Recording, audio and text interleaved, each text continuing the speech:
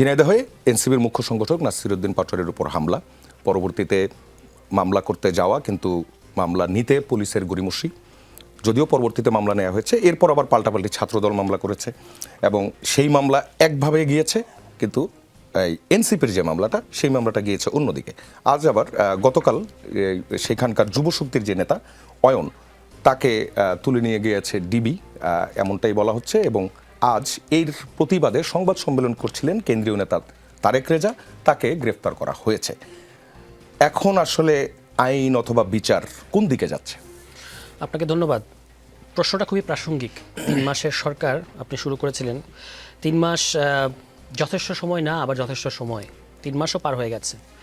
100 দিনের একটা সরকারের প্রবণতা, লক্ষণ, সিমটম এবং ঘটনাগুলোকে কোন দিকে সরকার নিয়ে যাচ্ছে, এগুলো সব বোঝার জন্য কিন্তু 3 মাস যথেষ্ট সময়। অন্তত আপনি আলামতগুলো শনাক্ত করতে পারেন। আপনি নিরাপত্তার কথা বলেছেন, অর্থনীতির কথা বলেছেন, স্বাস্থ্য, শিক্ষা, প্রত্যেকটা সেক্টরে ধরে ধরে দেখানো যাবে যে কোনো একটা সেক্টরে সরকার পারফরমেন্স এবং পারফরমেটিভ হওয়ার ভান করার বাদে রিয়েল গভর্নেন্স নিশ্চিত করতে পেরেছে এরকম কোনো সেক্টর কিন্তু নাই।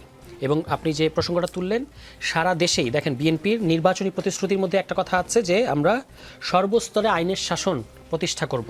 এটা তাদের দলীয় ইশতেহারেও আছে, এটা তাদের নির্বাচনী প্রতিশ্রুতির মধ্যেও আছে। সর্বস্তরে আইনের শাসনের মানে কি? আইন সবার জন্য সমানভাবে প্রযোজ্য হবে। একই ঘটনায় দুই পক্ষের জন্য দুই রকম আইন হবে, এটা কিন্তু আইনের শাসনের নজির নয়।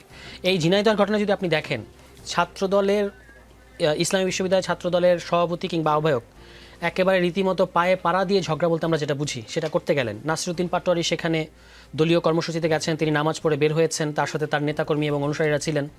আপনি কেন এর মধ্যে ঢুকে তার সাথে এক ধরনের তর্কে লিপ্ত হয়েছেন এবং আপনার অনুসারীরা তারপর আমরা দেখলাম এই ধরনের স্টিক দিয়ে পেটানো শুরু করলো। এবং সেই স্টিক যখন আবার আমাদের ছেলেপেলেরা কেড়ে নেওয়ার চেষ্টা করেছে, সেটাকেই যে এই সাইজ যখন হয়েছে তখন আপনি এটাকে অস্ত্র বলে এক ধরনের সোশ্যাল মিডিয়া বিভ্রান্তি তৈরি করার চেষ্টা করেছেন। এবং এটার মধ্যে দিয়ে আপনি আবারও মামলার মধ্য দিয়ে যে দমন করা, সেটাকে যৌক্তিকতা দেওয়ার চেষ্টা করা হয়েছে। এই ঘটনা তো গেল, এরপর তারা থানায় গেল, যেন পুলিশ মামলা নেয়, পুলিশ মামলা নিতে চাইলো না। তারপর অনেকক্ষণ সেখানে অবস্থান করার পরে 7-8 ঘন্টার পরে পুলিশ মামলা নিয়েছে, কিন্তু একটা ভীতিকর পরিবেশ তৈরি করেছে। ছাত্রদল দ্বারা পুরো থানা ঘেরাও হয়ে অবস্থায় ছিল। কিন্তু সাথে সাথে যেটা হলো যে তাদের মামলা নেওয়ার পরে আবার আরেকটা মামলা নিল ছাত্রদলের, যারা ভিকটিম, আপনি তাদের বিরুদ্ধে মামলা নিয়েছেন। আচ্ছা, এখন ছাত্রদলের ওই নেতারা কিন্তু মামলায় সাথে সাথে আদালত থেকে জামিন পেয়ে গেল, কিন্তু আমাদের যে ছেলেপেলেদেরকে আপনার সেখানে বাড়ি বাড়ি রেড দেওয়া হচ্ছে, তারা পলাতক বা তারা পালিয়ে গা ঢাকা থেকে বাধ্য হয়েছে। অয়ন নামে যে ছেলেটার কথা জানা যাচ্ছে, যুবশক্তির 22 ঘন্টা হয়ে গেছে, তাকে কিন্তু এখনো পর্যন্ত আদালতে প্রডিউস করা হয় নাই। ফলে এটা কিন্তু 24 ঘন্টা আন্তর্জাতিক আইন অনুযায়ী 24 ঘন্টা গুমের যে সংজ্ঞা, 24 ঘন্টা হলেই সেটা গুম হিসেবে গণ্য করা হবে, বলপূর্বক গুম যেটা আমরা বলি। সেটার প্রতিবাদে অয়নের মুক্তির দাবিতে আমাদের কেন্দ্রীয় নেতা তারেক রেজা, তিনি ওই জেলার সন্তান, তিনি আজকে একটা সংবাদ সম্মেলন করতে গেছেন। সেখান থেকে তাকে একদল সাদা পোশাকের লোক আমরা দেখলাম যে টেনে হিচড়ে পুলিশের ভ্যানের মধ্যে উঠিয়ে নিয়ে গেলেন। আমি ভাবলাম যে এরা কি ছাত্রদলের লোক না যুবদলের লোক, কিভাবে বুঝবো তারা যে পুলিশ? তারা তো সবাই সাদা পোশাকে ওখানে গেছেন। এবং তারেক রেজাকেও ওখান থেকে গ্রেফতার করা হয়েছে, এখনও তাকে তুলে নিয়ে যাওয়া হয়েছে। গ্রেফতার বলা যাবে কিনা জানি না, গ্রেফতার দেখিয়েছে। তাহলে এই হলো সার্বিক পরিস্থিতি, যেখানে আপনার তাদেরকে সুরক্ষা দেওয়ার কথা ছিল, কিন্তু আপনি তাদেরকে প্রথমত তাদের সাথে গিয়ে মারপিট করতে গেছেন, তাদেরকে মেরেছেন, এবং যাদেরকে মেরেছেন তাদের বিরুদ্ধে এখন আবার মামলা করে তাদেরকে গ্রেফতারও করছেন। এবং অন্যান্য ছেলেপেলেরা আমাদেরকে জানিয়েছে, এই মামলায় যাদের নাম দেওয়া হয়েছে আমাদের জেলার সংগঠকরা, তাদের কিন্তু বাড়ি বাড়ি গিয়ে রেড দেওয়া হচ্ছে। তাহলে এটা কিসের নজির? অন্যান্য সারা দেশে তো আপনার আইনশৃঙ্খলা পরিস্থিতির অবনতি আছেই, কিন্তু এখন তো বিরোধী দলের উপর আপনি ক্র্যাকডাউন শুরু করে দিলেন, বিরোধী দলের উপর যে দমন পীড়ন, এবং এই যে প্যাটার্নগুলো আমি তখন বর্ণনা করলাম, এটার সাথে আওয়ামী লীগ আমলে আওয়ামী স্টাইলের যে মামলা, এবং এই যে বলা হলো যে আমি দেখলাম ছাত্রদলের কেন্দ্রীয় নেতারাও এটাকে সেলিব্রেট করছেন, সাপোর্ট করছেন, তারা বলছেন তারা জনরোষের মধ্যে পড়েছেন। তো আওয়ামী লীগ আমলে আপনারা এই ধরনের জনরোষের মধ্যে পড়তেন। বিভিন্ন জায়গায় যখন আপনারা মামলায় হাজিরা দিতে যেতেন কিংবা দলীয় কর্মসূচিতে যেতেন, তখন কিন্তু ছাত্রলীগ এবং আওয়ামী লীগের ছেলেপেলেরা এভাবে মারধর করতো এবং পরে বলতো এটা জনরোষ। তো সেই একই দিন এত পরিবর্তনের বার্তা, প্রধানমন্ত্রী এত ডাউন টু আর্থ থাকা, কিন্তু সেটার মধ্য দিয়ে আপনি এখন কিসের সেই একই ধরনের প্যাটার্নই তো দেখালেন, সেই আওয়ামী লীগের স্টাইলই তো আমরা দেখতে পেলাম।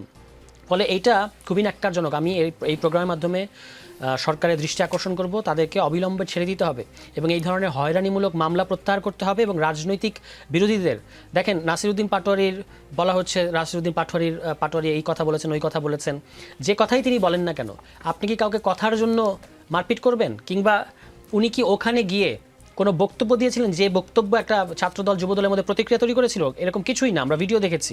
তিনি জাস্ট নামাজ পড়ে বের হয়েছেন, তার সাথে তার অনুসারীরা ছিলেন, সেখানে আপনি নিজে ঢুকে তারপরে ওই ছাত্রদলের যে ছেলেটা, ওই ছাত্রদলের নেতা, আহ্বায়ক বা সভাপতি ইসলামী বিশ্ববিদ্যালয়, তার বিরুদ্ধে অন্তর্বর্তী সরকারের আমলে শিক্ষককে অপহরণের নামে আপনার অভিযোগ আছে এবং সেটাও কিন্তু তখন যুগান্তর সহ অন্যান্য পত্রিকায় প্রকাশিত হয়েছিল।